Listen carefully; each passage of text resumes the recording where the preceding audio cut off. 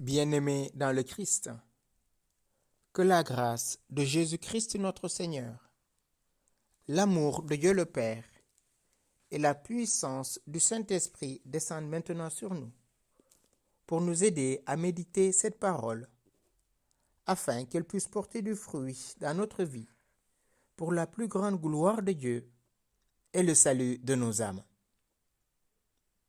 En ce dimanche de la Trinité, j'aimerais méditer avec vous l'Évangile de Jésus-Christ selon Saint Jean, au chapitre 3, du verset 16 au verset 18. Dieu a tellement aimé le monde qu'il a donné son Fils unique, afin que quiconque croit en lui ne se perd pas, mais obtienne la vie éternelle. Car Dieu a envoyé son Fils dans le monde, non pas pour juger le monde, mais pour que par lui, le monde soit sauvé. Celui qui croit en lui échappe au jugement.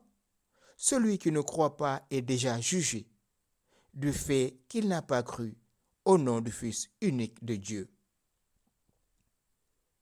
Bien-aimés dans le Christ, nous célébrons aujourd'hui la Trinité bienheureuse.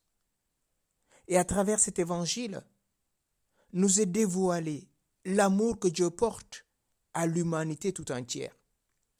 Dieu a tellement aimé le monde. Oui, parce que Dieu n'est que bonté. Il a créé par pur amour. Il n'est qu'amour. Et cet amour est la cause du bien de la nature. Et comme nous le rappelle le livre de la sagesse, tu aimes tout ce qui existe et tu ne hais rien de ce que tu as fait. Sagesse 11, verset 25. Dieu est amour, et qui demeure dans l'amour demeure en Dieu. Et le signe que Dieu nous aime, et qu'il nous aime tellement, c'est qu'il a donné son Fils unique, Jésus-Christ notre Seigneur. Dans sa miséricorde, Dieu va venir au secours de l'homme qu'il avait rejeté. Adam et Ève ont péché, mais Dieu ne les a pas abandonnés parce qu'ils sont à son image et à sa ressemblance. Et Dieu ne peut jamais abandonner son enfant. Il le lit dans le livre d'Isaïe. Une femme peut-elle oublier le fruit de ses entrailles? Même si une femme venait à oublier son enfant, moi l'Éternel, je ne t'abandonnerai jamais. Ton nom, je l'ai gravé sur les paumes de mes mains. Et le signe de la folie de l'amour de Dieu, c'est l'envoi de son Fils unique. Jésus va prendre chair dans le corps de Marie pour libérer l'humanité captive de la mort. Notre unique ennemi était la mort. Et Jésus, en prenant la nature humaine, va vaincre l'ennemi de cette nature qui est la mort. C'est pour ça qu'il est dit, quiconque croit en lui ne se perd pas, mais obtient la vie éternelle. Croire en Jésus, c'est adhérer à son message d'amour. Aimer le Père et aimer le prochain.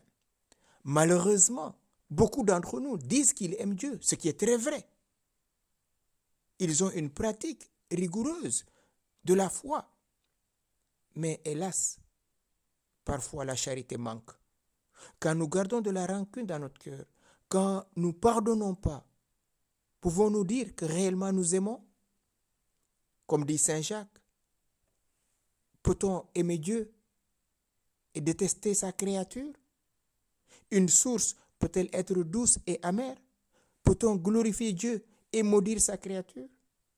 Autrement dit, frères et sœurs, si nous ne vivons pas dans l'amour, nous ne pouvons pas réellement dire que nous croyons en Christ. Notre foi est encore primaire. Il nous faut encore avancer dans la foi. Laisser cet amour descendre au plus profond de notre cœur pour guérir toutes nos blessures qui nous retiennent. Quiconque croit en lui ne se perd pas, c'est-à-dire ce n'est pas damné, mais il obtient la vie éternelle. La vie éternelle, ce n'est pas ce que nous pensons, cette éternité sur cette terre. La vie éternelle, cette communion d'amour avec le Père, le Fils, par l'Esprit Saint. Voilà la vie éternelle. Et cela, comme dit Jésus dans l'évangile de Saint Jean, chapitre 17, la vie éternelle, c'est qu'ils te connaissent, toi, le seul vrai Dieu, et celui que tu as envoyé, Jésus-Christ. Croire déjà en Christ est source de vie éternelle. Il le dit. Tous ceux qui l'ont reçu, il leur a donné pouvoir de devenir enfants de Dieu. Ils ne sont pas nés de la chair, ni du sang, ni d'un vouloir d'homme, mais ils sont nés de Dieu. Voilà ce que nous donne le fait de croire en Christ. Croire en Christ, ce n'est pas seulement accomplir des préceptes, c'est vivre comme lui il a vécu. Accepter de donner sa vie pour mon frère, pour ma sœur. Car Dieu n'a pas envoyé son Fils dans le monde pour juger le monde. Non. Dieu a envoyé son Fils pour sauver le monde. Et quand on parle du monde, c'est-à-dire tous les hommes, croyants ou pas, tous sont sauvés par le Christ. Et voilà le signe de l'amour du Christ. Il a envoyé son Fils pour que tous ceux qui croient en lui aient la vie et la vie en surabondance.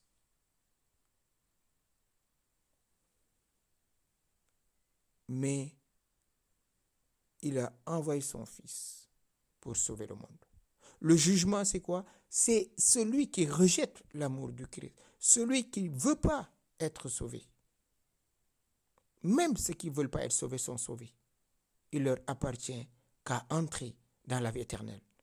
Mais leur liberté peut les perdre. Celui qui croit en lui échappe au jugement. Celui qui ne croit pas est déjà jugé du fait qu'il n'a pas cru au nom du Fils unique de Dieu. Le Christ montre donc en premier lieu que les croyants ne sont pas jugés. En effet, ceux qui croient en lui d'une foi formée, c'est-à-dire portés par la charité, ce n'est pas possible que ces personnes-là arrivent en condamnation. Et comme le dit la parole de Dieu, celui qui écoute ma parole et croit à celui qui m'a envoyé a la vie éternelle et il ne vient pas en jugement, mais il est passé de la mort à la vie. Jean au chapitre 5, verset 24. Celui qui écoute ma parole et croit en celui qui m'a envoyé a la vie éternelle. Mais qu'en est-il des nombreux croyants qui sont pécheurs? Ne seront-ils pas damnés? À cette question, beaucoup ont essayé de donner une réponse. Personne ne peut poser d'autre fondement que celui qui a été posé et qui est le Christ Jésus. Et si l'œuvre de quelqu'un aura bâti sur ce fondement brûle, il en subira la perte. Lui pourtant sera sauvé, mais comme à travers le feu, nous rappelle Saint Paul dans la première lettre aux Corinthiens, chapitre 3, verset 11 et verset 15. Celui qui sera damné se damne lui-même parce qu'il a refusé l'amour. Il a refusé de croire. Et donc, qu'est-ce qui se passe? Il est jugé lui-même. Celui qui ne croit pas a déjà été jugé. Saint Augustin, en disant cela, dit, le Christ ne dit pas que celui qui ne croit pas est jugé, mais qu'il n'est pas jugé parce qu'il a déjà été jugé. Ce que l'on peut expliquer de trois manières. Selon Saint Augustin, celui qui ne croit pas n'est pas jugé parce qu'il a déjà été jugé. Non dans la réalité, mais dans la préscience de Dieu. C'est-à-dire que Dieu, à l'avance, sait qu'il sera condamné. Le Seigneur connaît ceux qui sont en lui, nous rappelle la parole de Dieu. Dans la deuxième lettre de Saint Paul à Timothée, au chapitre 2, verset 19. Et Saint Jean Chrysostome dit, pour lui, celui qui ne croit pas a déjà été jugé, en ce sens que le fait même qu'il ne croit pas le condamne. Voilà, frères et sœurs, celui qui ne croit pas, il se condamne déjà du fait qu'il n'a pas cru. Et donc, Jésus nous invite à croire en lui. Celui qui croit en moi, c'est en mon Père qu'il croit, parce que c'est mon Père qui m'a envoyé. Et donc, Jésus nous invite à cela.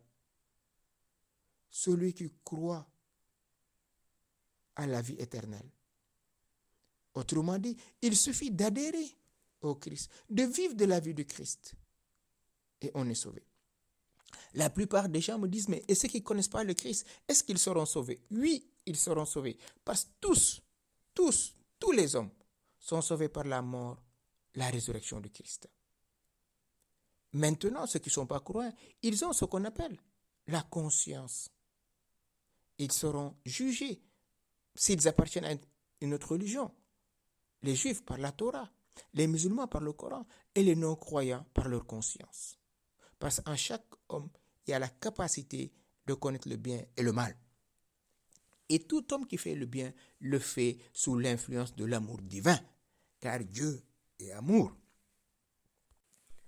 Demandons au Seigneur cette grâce, frères et sœurs, de nous laisser éclairer par l'Esprit Saint pour vivre pleinement de l'amour de Dieu. Dieu a tellement aimé le monde qu'il a donné son Fils. Oui, mon frère, ma sœur, tu es destiné à la gloire. Jésus, avant sa mort, dit à ses apôtres, « Je m'en vais vous préparer une place.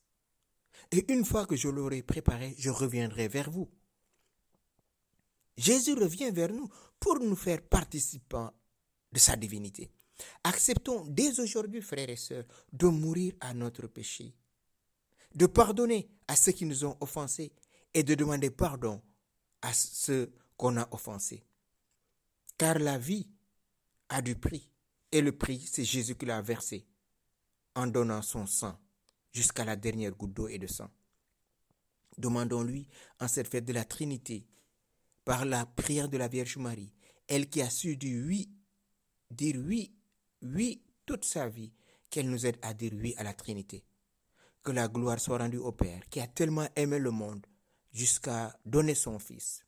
Que la gloire soit rendue au Fils, qui nous a tellement aimés jusqu'à déposer sa vie pour que nous ayons la vie éternelle. Que la gloire soit rendue à l'Esprit Saint, qui continue de crier en nous, Abba, qui fait de nous des fils avec le Fils, maintenant et pour les siècles des siècles. Amen.